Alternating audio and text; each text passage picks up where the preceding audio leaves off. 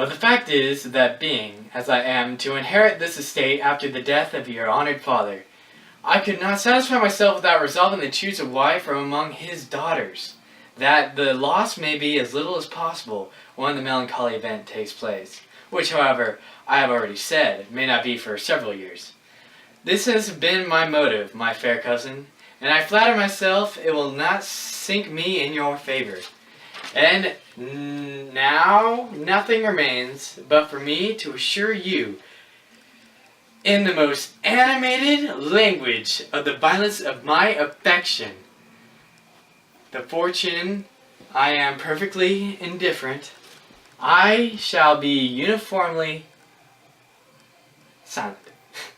And you may assure yourself that no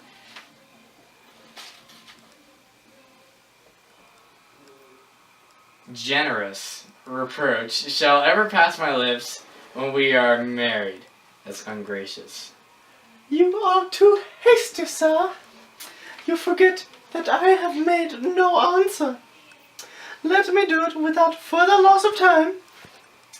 Accept my thanks for the compliment you are paying me. I am very sensible of the honor of your proposals, but it is important for me to do otherwise than decline them. I am not now to learn that it is unusual with young ladies to reject the address of the man whom they secretly mean to accept when he first applies for their favor, and that sometimes the refusal is repeated a second or even a third time. I am therefore by no means discouraged by what you have just said, and shall hope to lead you to the altar ere long. Upon my word, sir, your hope is rather extraordinary one, after my declaration. I do assure you that I am not one of those young ladies who are so daring as to risk the chance of being asked a second time.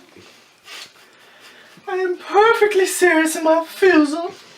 You could not make me happy, and I am the last woman in the world that could make you so. Nay, were your friends Lady Catherine to know me, I am persuaded she would find me in every aspect ill qualified for the situation. Were it certain that Lady Catherine would think so, but I cannot imagine that her ladyship would at all disapprove of you. And you may be certain that when I have the honor of seeing her again, I shall speak in the highest terms of your modesty, economy, and other amiable qualities. Indeed, Mr. Collins, all praise of me would be unnecessary. You must give me leave to judge for myself, and pay me the compliment for believing what I say.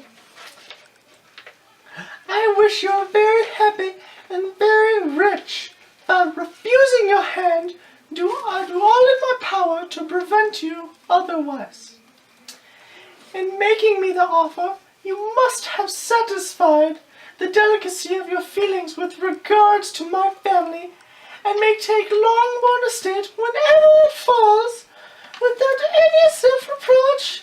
This matter may be considered, therefore, as finally settled. When I do myself the honor of speaking to you next on the subject, I shall hope to receive a more favorable answer than you have now given me. Though I am far from accusing you of cruelty at present, because I know it to be the established custom of your sex to reject a man on the first application, and perhaps you have even now said as much to encourage my suit as would be consistent with the delicacy of the female character.